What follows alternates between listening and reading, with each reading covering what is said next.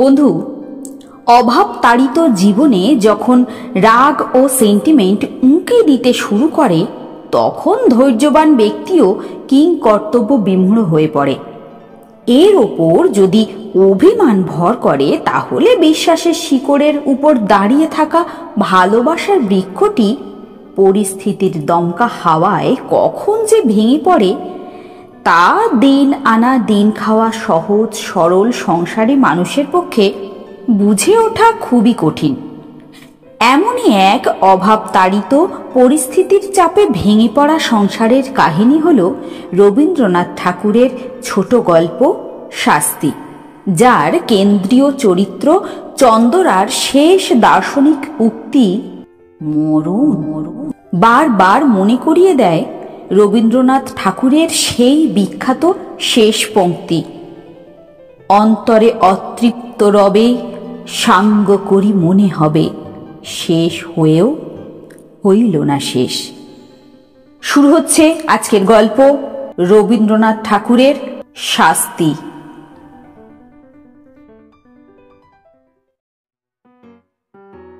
দুঃখীরাম রুই এবং ছিদাম রুই দুই ভাই সকালে যখন দা হাতে লইয়া জন খাটিতে বাহির হইল, তখন তাহাদের দুই স্ত্রীর মধ্যে বকাবকি চেঁচামেচি চলিতেছে।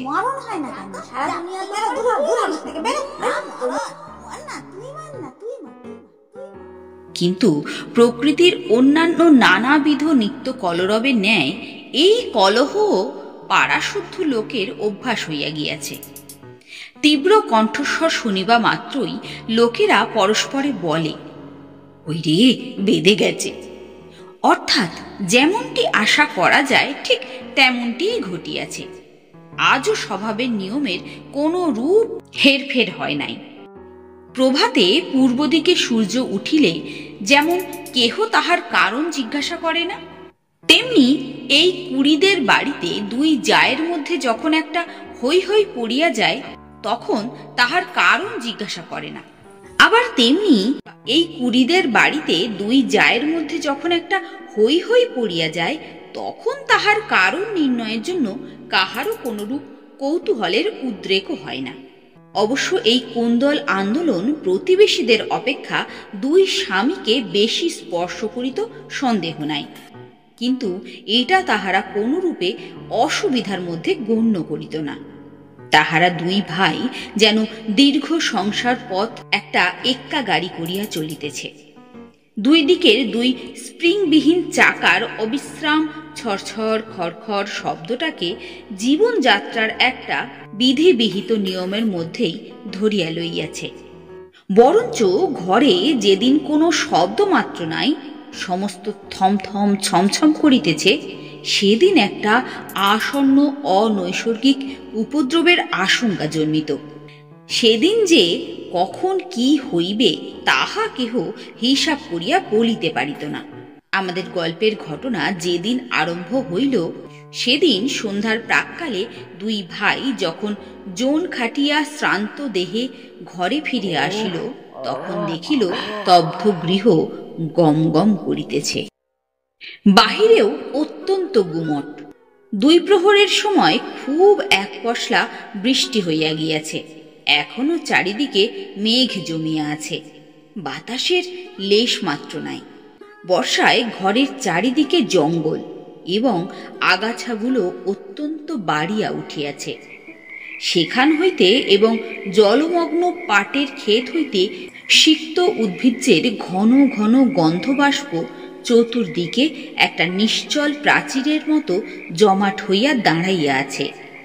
গোয়ালের পশ্চাৎবর্তী ডোবার মধ্যে হইতে ভেক ডাকিতেছে এবং ঝিল্লি রবে সন্ধ্যার নিস্তব্ধ আকাশ একেবারে পরিপূর্ণ। অদূরে বর্ষার পদ্মা নব মেঘ ছায়ায় বড় স্থির ভয়ঙ্কর ভাব ধারণ করিয়া চলিয়াছে। শস্যক্ষেত্রের অধিকাংশই ভাঙিয়া লোকালয়ের কাছাকাছি আসিয়া পড়িয়াছে। এমনকি ভাঙনের ধারে দুই চারিটা আম কাঁঠালের শিকড় বাহির হইয়া দেখা দিয়াছে, যেন তাহার নিরুপায় মুষ্টির প্রসারিত অঙ্গুলিগুলি শূন্যে একটা কিছু অন্তিম অবলম্বন আঁকড়াইয়া ধরিবার চেষ্টা করিতেছে। দুঃখীরাম এবং ছিদাম সেদিন জমিদারের কাছারি ঘরে কাজ করিতে গিয়াছিল। ওপারের চরে জলি ধান পাকিয়াছে।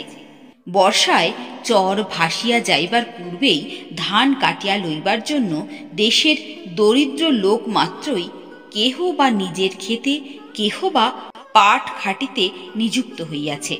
কেবল কাছারি হইতে পেয়াদা আসিয়া এই দুই ভাইকে জবরদস্তি করিয়া ধরিয়া লইয়া গেল।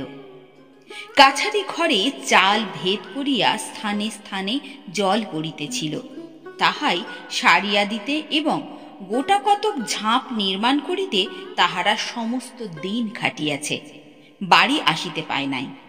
কাছারি হইতে কিঞ্চিত জল পান করিয়াছে, মধ্যে মধ্যে বৃষ্টিতেও ভিজিতে হইয়াছে।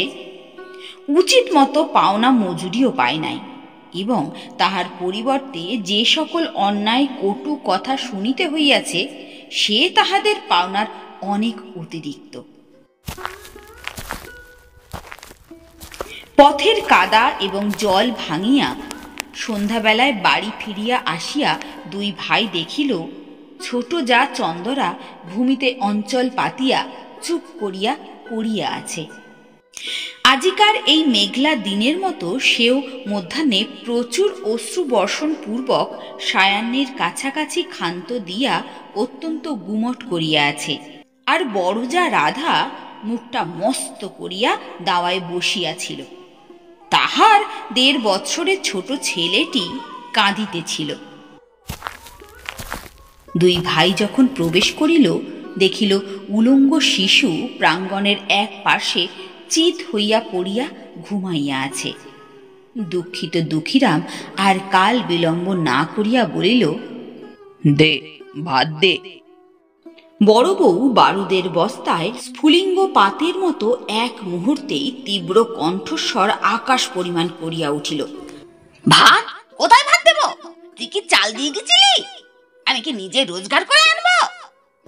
সারা দিনের শ্রান্তি ও লাঞ্ছনার পর অন্নহীন নিরানন্দ অন্ধকারে ঘরে প্রজ্বলিত ক্ষুধা অনলে গৃহিণীর রুক্ষ বচন, বিশেষত শেষ কথাটার গোপন কুৎসিত শ্লেষ দুঃখীরামের হঠাৎ কেমন একেবারেই অসহ্য হইয়া উঠিল।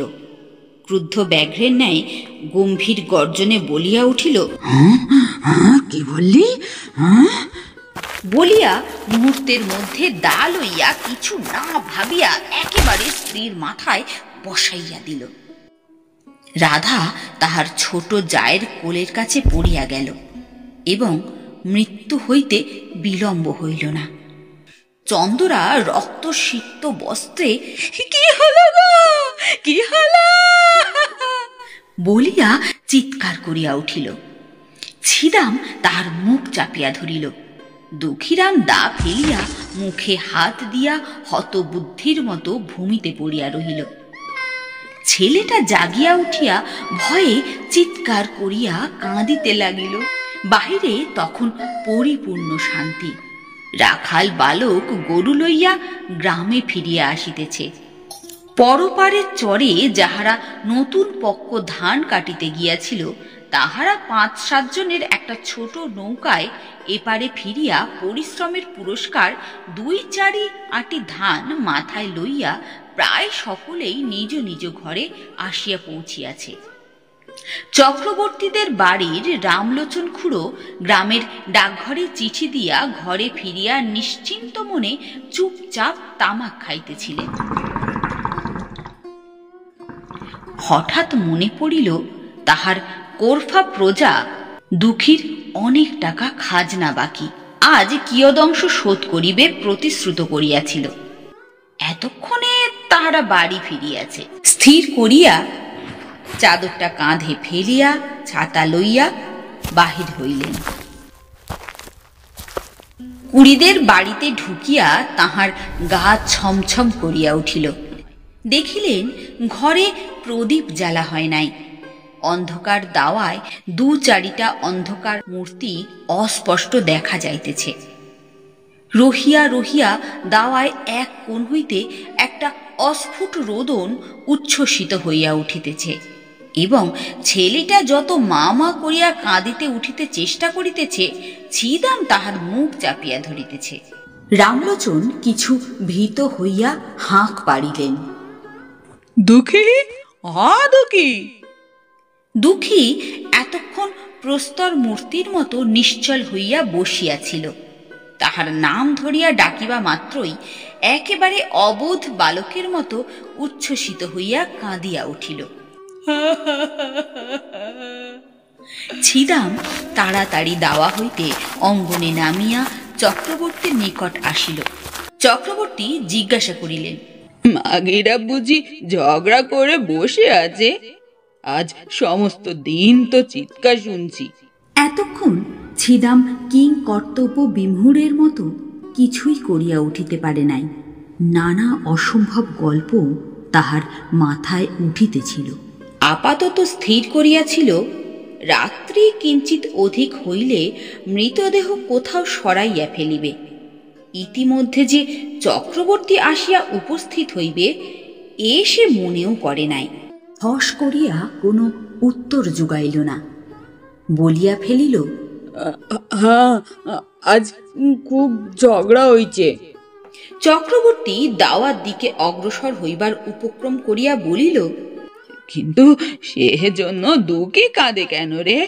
ছিদাম দেখিল আর রক্ষা হয় না, হঠাৎ বলিয়া ফেলিল, ঝগড়া করে ছোট বউ বড় বউয়ের মাথায় এক দায়ের কোপ বসিয়ে দেছে।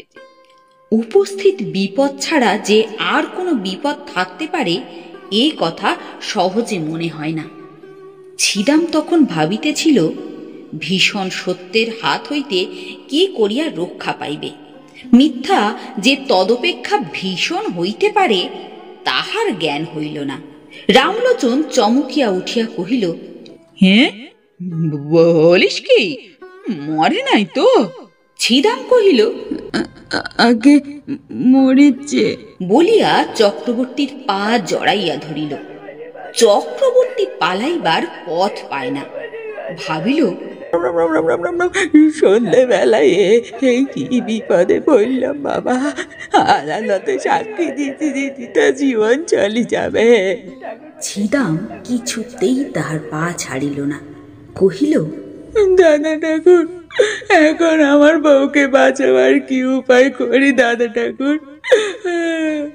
মামলা মোকদ্দমার পরামর্শে রামলোচন সমস্ত গ্রামের প্রধানমন্ত্রী ছিলেন। তিনি একটু ভাবিয়া বলিলেন, দেখ, এর উপায় আছে। তুই এখনই থানায় ছুটে যা, বলগে যা তোর বড় ভাই দুঃখী সন্ধ্যাবেলায় ঘরে এসে ভাত চেয়েছিল। ভাত প্রস্তুত ছিল না বলে স্ত্রীর মাথায় দা বসিয়ে দিয়েছে। আমি নিশ্চয় বলছি, এ কথা বললে ছুরিটা বেঁচে যাবে। ছিদামের কণ্ঠ শুষ্ক হইয়া আসিল। উঠিয়া কহিল, ঠাকুর, বউ গেলে বউ পাবো, কিন্তু ভাই ফাঁসি গেলে তো আর ভাই পাবো না। কিন্তু যখন নিজের স্ত্রীর নামে দোষারোপ করিতেছিল তখন এই সকল কথা ভাবে নাই। তাড়াতাড়িতে একটা কাজ করিয়া ফেলিয়াছে। এখন অলক্ষিত ভাবে মন আপনার পক্ষে যুক্তি এবং প্রবোধ সঞ্চয় করিতেছে। চক্রবর্তীও কথাটা যুক্তিসঙ্গত বোধ করিলেন, কহিলেন, তবে যেমনটা ঘটেছে তেমনটাই বলিস, সমস্ত দিক রক্ষা করা অসম্ভব। বলিয়া রামলোচন অবিলম্বে প্রস্থান করিল, এবং দেখিতে দেখিতে গ্রামে রাষ্ট্র হইল যে কুড়িদের বাড়ির চন্দরা রাগারাগি করিয়া তাহার বড় জায়ের মাথায় দা বসাইয়া দিয়াছে। বাঁধ ভাঙলে যেমন জল আসে, গ্রামের মধ্যেই তেমনি হু হু শব্দে পুলিশ আসিয়া পড়িল।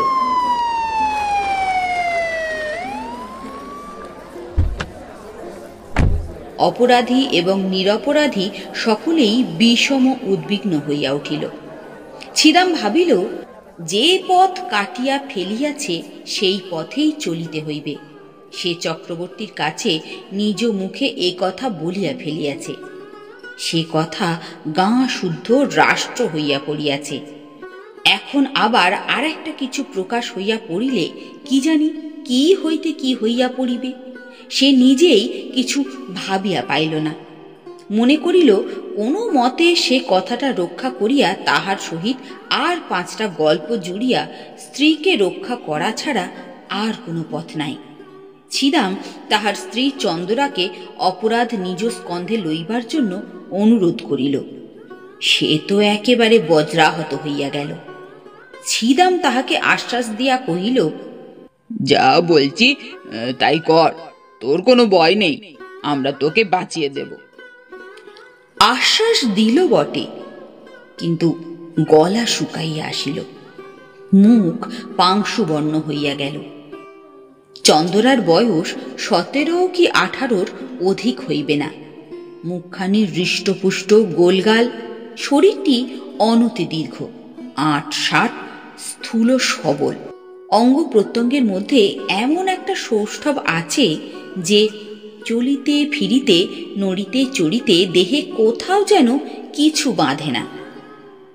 একখানি নতুন তৈরি নৌকার মতো, বেশ ছোট এবং সুডোল, অত্যন্ত সহজে সরে, এবং তাহার কোথাও কোনো গ্রন্থি শিথিল হইয়া যায় নাই। পৃথিবীর সকল বিষয়েই তাহার একটা কৌতুক ও কৌতূহল আছে। পাড়ায় গল্প করিতে যাইতে ভালোবাসে, এবং কুম্ভকক্ষে ঘাটে যাইতে আসিতে 2 অঙ্গুলি দিয়া ঘোমটা ঈষৎ ফাঁক করিয়া উজ্জ্বল চঞ্চল ঘন কৃষ্ণ চোখ দুটি দিয়া পথের মধ্যে দর্শনযোগ্য যাহা কিছু সমস্ত দেখিয়া লয়।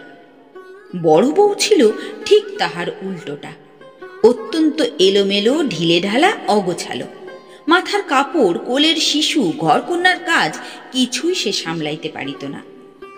হাতে বিশেষ একটা কিছু কাজও নাই, অথচ কোনো কালে যেন সে অবসর করিয়া উঠিতে পারে না। ছোট যা তাহাকে অধিক কিছু কথা বলিত না, মৃদুস্বরে 2-একটা ক্ষীণ দংশন করিত, আর সে হাউ হাউ দাউ দাউ করিয়া রাগিয়া মাগিয়া বকিয়া ঝুঁকিয়া সারা হইত এবং পাড়া শুদ্ধ অস্থির করিয়া তুলিত। এই 2 জুড়ি স্বামী স্ত্রীর মধ্যেও স্বভাবের একটা আশ্চর্য ঐক্য ছিল। দুঃখীরাম মানুষটা কিছু বৃহদায়তনের, হাড়গুলো খুব চওড়া, নাসিকা খর্ব, 2টি চক্ষু এবং দৃশ্যমান সংসারকে যেন ভালো করিয়া বোঝে না। এমন সবল, অচল, নিরুপায় মানুষ অতি দুর্লভ। আর ছিদামকে, একখানি চকচকে কালো পাথরকে, যেন বহু যত্নে কুঁদিয়া গড়িয়া তুলিয়াছে, লেশ মাত্র বাহুল্য বর্জিত, এবং কোথাও যেন কিছু টোল খায় নাই। প্রত্যেক অঙ্গটি বলের সহিত, নৈপুণ্যের সহিত মিশিয়া অত্যন্ত সম্পূর্ণতা লাভ করিয়াছে। নদীর উচ্চ পার হইতে লাফাইয়া পড়ুক, লগি দিয়া নৌকা ঠেলুক, বাঁশ গাছে চড়িয়া বাছিয়া বাছিয়া কঞ্চি কাটিয়া আনুক, সকল কাজেই তাহার একটি পরিমিত পরিপাট্য, একটি অবলীলাকৃত শোভা প্রকাশ পায়। বড় বড় কালো চুল তেল দিয়া কপাল হইতে যত্নে আঁচড়াইয়া তুলিয়া কাঁধে আনিয়া ফেলিয়াছে। বেশভূষার সাজসজ্জায় বিলক্ষণ একটু যত্ন আছে। অপরাপর গ্রামবধূদিগের সৌন্দর্যের প্রতি যদিও তাহার উদাসীন দৃষ্টি ছিল না, এবং তাহাদের চোখে আপনাকে মনোরম করিয়া তুলিবার ইচ্ছাও তাহার যথেষ্ট ছিল, তবু ছিদাম তাহার যুবতী স্ত্রীকে একটু বিশেষ ভালোবাসিত। উভয়ে ঝগড়াও হইত, ভাবও হইত, কেহ কাহাকেও পরাস্ত করিতে পারিত না। আর একটি কারণে উভয়ের মধ্যে বন্ধন সুদৃঢ় ছিল। ছিদাম মনে করিত চন্দরা যেরূপ চটুল চঞ্চল প্রকৃতির স্ত্রীলোক, তাহাকে যথেষ্ট বিশ্বাস নাই। আর চন্দরা মনে করিত আমার স্বামীটির চতুর্দিকেই দৃষ্টি, তাহাকে কিছু কষাকষি করিয়া বাঁধিলে কোনোদিন হাত ছাড়া হইতে আটক নাই।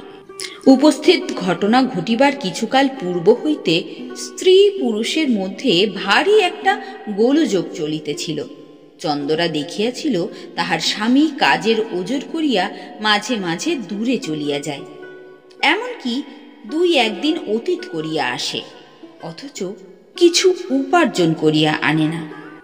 লক্ষণ মন্দ দেখিয়া সেও কিছু বাড়াবাড়ি দেখাইতে লাগিল। যখন তখন ঘাটে যাইতে আরম্ভ করিল। পাড়া পর্যটন করিয়া আসিয়া কাশী মজুমদারের মেজ ছেলেটির প্রচুর ব্যাখ্যা করিতে লাগিল। ছিদামের দিন এবং রাত্রিগুলির মধ্যে কে যেন বিষ মাখাইয়া দিল।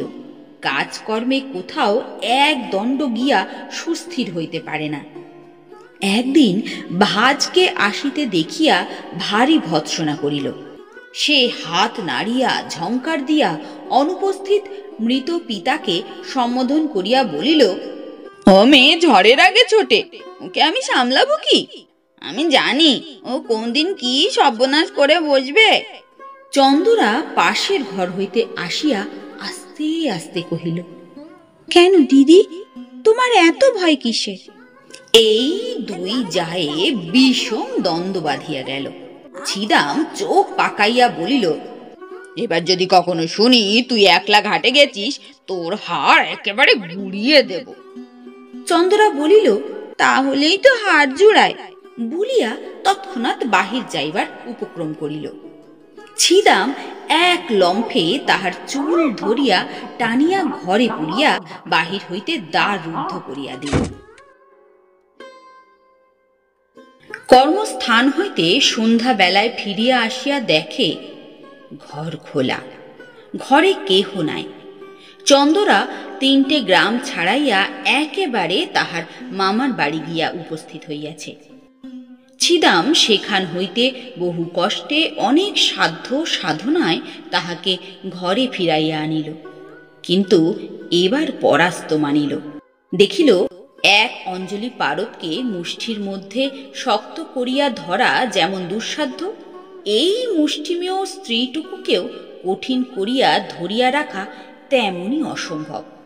ও যেন 10 আঙুলের ফাঁক দিয়া বাহির হইয়া পড়ে। আর কোনো জোর জবরদস্তি করিল না, কিন্তু বড় অশান্তিতে বাস করিতে লাগিল। তাহার এই চঞ্চলা যুবতী স্ত্রীর প্রতি সদা শঙ্কিত ভালোবাসা উগ্র একটা বেদনার মতো বিষম টনটনে হইয়া উঠিল।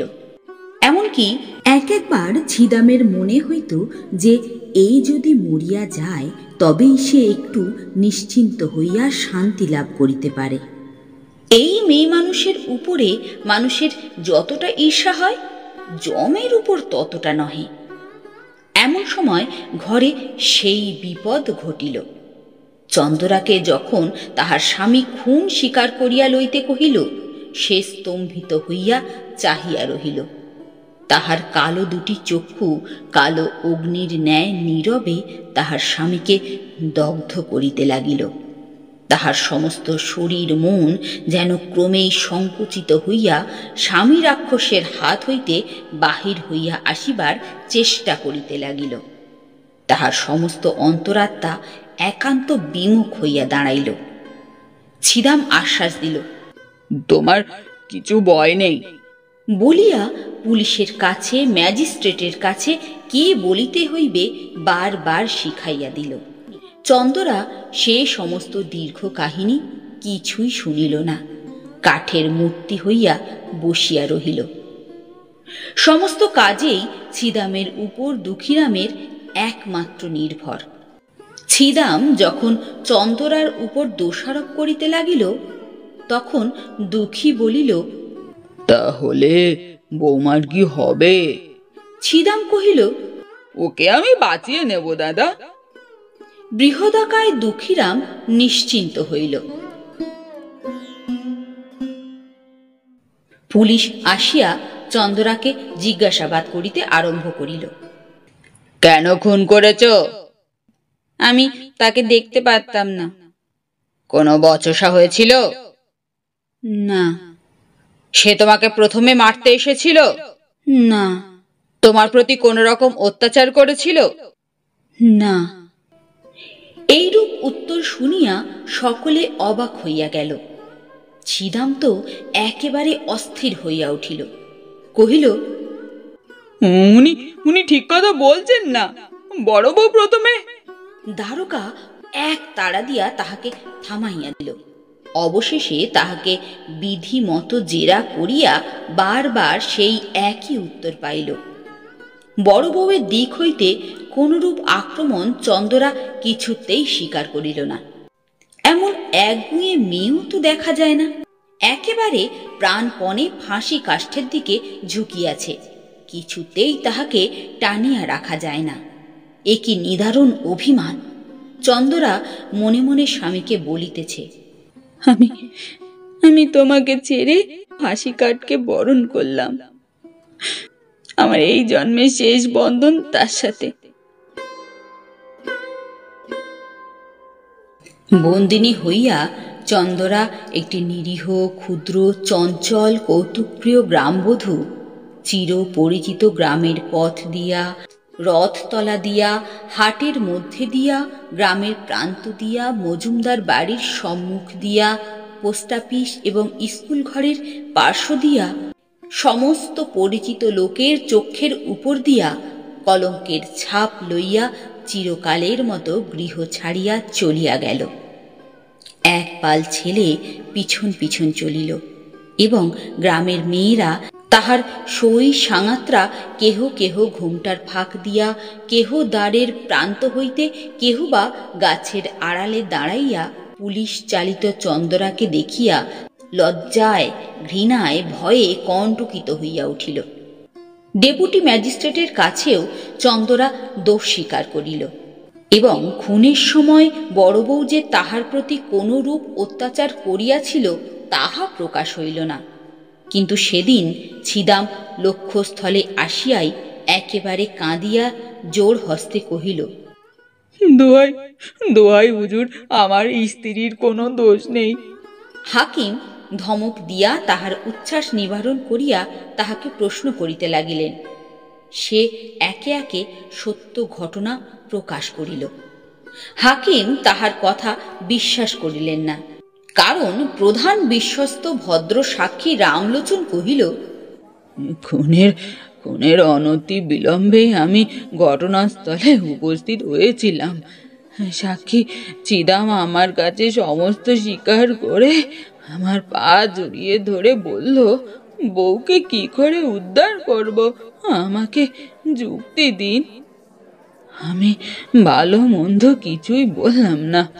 সাক্ষী আমাকে বলল, আমি যদি বলি আমার বড় ভাই ভাত পায়নি বলে রাগের মাথায় স্ত্রীকে মেরেছে, তাহলে তো সে রক্ষা পাবে। আমি বললাম, খবরদার আরামজাদা, আদালতে এক বর্ণ মিথ্যে বলিস নে, এত বড় মহাপাপ আর নাই, ইত্যাদি ইত্যাদি। রামলোচন প্রথমে চন্দরাকে রক্ষা করার উদ্দেশ্যে কতকগুলো গল্প বানাইয়া তুলিয়াছিল, কিন্তু যখন দেখিল চন্দরা নিজে বাঁকিয়া দাঁড়াইয়াছে, তখন ভাবিল, ওরে বাপ রে, শেষকালে কি মিথ্যে সাক্ষ্যের দায় পড়ব? যেটুকু জানি সেটুকু বলে দেই বাবা। এই মনে করিয়া রামলোচন যাহা জানে তাহাই বলিল, বরঞ্চ তাহার চেয়েও কিছু বেশি বলিতে ছাড়িল না। ডেপুটি ম্যাজিস্ট্রেট সেশনে চালান দিলেন। ইতিমধ্যে চাষবাস, হাট বাজার, হাসি কান্না, পৃথিবীর সমস্ত কাজ চলিতে লাগিল এবং পূর্ব বৎসরের মতো নবীন ধান্যক্ষেত্রে শ্রাবণের অবিরল বৃষ্টিধারা বর্ষিত হইতে লাগিল। পুলিশ আসামি এবং সাক্ষী লইয়া আদালতে হাজির। সম্মুখবর্তী মুন্সেফ কোর্টের বিস্তর লোক নিজ নিজ মোকদ্দমার অপেক্ষায় বসিয়া আছে। রন্ধনশালার পশ্চাৎবর্তী একটি ডোবার অংশ বিভাগ লইয়া কলকাতা হইতে এক উকিল আসিয়াছে এবং তদুপলক্ষে বাদীর পক্ষে ৩৯ জন সাক্ষী উপস্থিত হইয়াছে। কত শত লোক আপন আপন করা গণ্ডা হিসাবের চুল চেরা মীমাংসা করিবার জন্য ব্যগ্র হইয়া আসিয়াছে। জগতে আপাতত তদপেক্ষা গুরুতর আর কিছুই উপস্থিত নাই, এইরূপ ধারণাই তাহাদের। ছিদাম বাতায়ন হইতে এই অত্যন্ত ব্যস্ত সমস্ত প্রতিদিনের পৃথিবীর দিকে এক দৃষ্টে চাহিয়া আছে। সমস্তই স্বপ্নের মতো বোধ হইতেছে। কম্পাউন্ডের বৃহৎ বটগাছ হইতে একটি কোকিল ডাকিতেছে। তাহাদের কোনো রূপ আইন আদালত নাই। চন্দরা জজের কাছে কহিল, গো জজ সাহেব, হ্যাঁ কথা আর কতবার করে বলবো? জজ সাহেব তাহাকে বুঝাইয়া বলিলেন, তুমি যে অপরাধ স্বীকার করছো তাহার শাস্তি কি তুমি জানো? চন্দরা কহিল, না। জজ সাহেব কহিলেন, তাহার শাস্তি ফাঁসি। চন্দরা কহিল, গো তোমার পায়ে পড়ি, তাই দাও না সাহেব, তোমাদের যা খুশি করো, আমার তো আর সহ্য হয় না। যখন ছিদামকে আদালতে উপস্থিত করিল, চন্দরা মুখ ফিরাইল।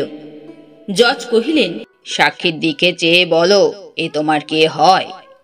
চন্দরা দুই হাতে মুখ ঢাকিয়া কহিল, আমার স্বামী হয়।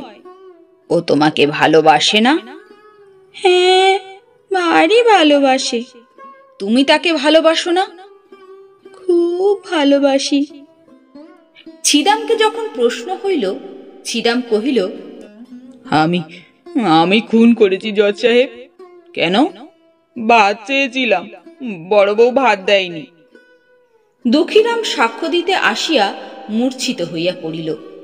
মূর্ছা ভঙ্গের পর উত্তর করিল, জজ সাহেব, আমি খুন করেছি।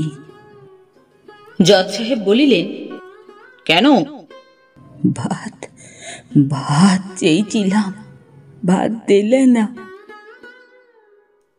বিস্তর জেরা করিয়া এবং অন্যান্য সাক্ষ্য শুনিয়া জজ সাহেব স্পষ্ট বুঝিতে পারিলেন, ঘরের স্ত্রীকে ফাঁসির অপমান হইতে বাঁচাইবার জন্য ইহারা দুই ভাই অপরাধ স্বীকার করিতেছে। কিন্তু চন্দরা পুলিশ হইতে সেশন আদালত পর্যন্ত বারবার এক কথা বলিয়া আসিতেছে। তাহার কথার তিল মাত্র নড়চড় হয় নাই। দুইজন উকিল স্বেচ্ছা প্রবৃত্ত হইয়া তাহাকে প্রাণদণ্ড হইতে রক্ষা করিবার জন্য বিস্তর চেষ্টা করিয়াছে, কিন্তু অবশেষে তাহার নিকট পরাস্ত মানিয়াছে। যেদিন এক রত্তি বয়সের একটি কালো কলো ছোটখাটো মেয়ে তাহার গোলগাল মুখটি লইয়া খেলার পুতুল ফেলিয়া বাপের ঘর হইতে শ্বশুর ঘরে আসিল, সেদিন রাত্রে শুভ লগ্নের সময় আজিকার দিনের কথা কে কল্পনা করিতে পারিত? তাহার বাপ মরিবার সময় এই বলিয়া নিশ্চিন্ত হইয়াছিল যে, যা হোক, আমার মেয়েকে একটা সদ্গতি করে তো গেলাম। জেলখানায় ফাঁসির পূর্বে দয়ালু সিভিল সার্জন চন্দরাকে জিজ্ঞেস করিল, কাউকে কি দেখতে ইচ্ছে হয়? চন্দরা কহিল, একবার আমার মাকে দেখতে চাই। ডাক্তার কহিল, তোমার স্বামী তোমাকে দেখতে চায়, তাকে কি ডেকে আনবো? চন্দরা বলিল, মরুন।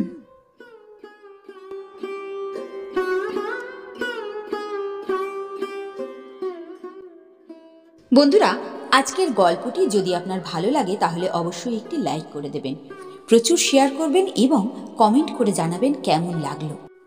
আর সত্যিই যদি ভালো লাগে অবশ্যই সাবস্ক্রাইব করে দেবেন এবং সাবস্ক্রাইব করার পর পাশে থাকা বেল বাটনে ক্লিক করে অল নোটিফিকেশন অন করে দেবেন।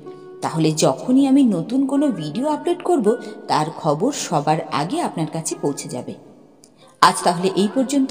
সবাই ভালো থাকুন, সুস্থ থাকুন।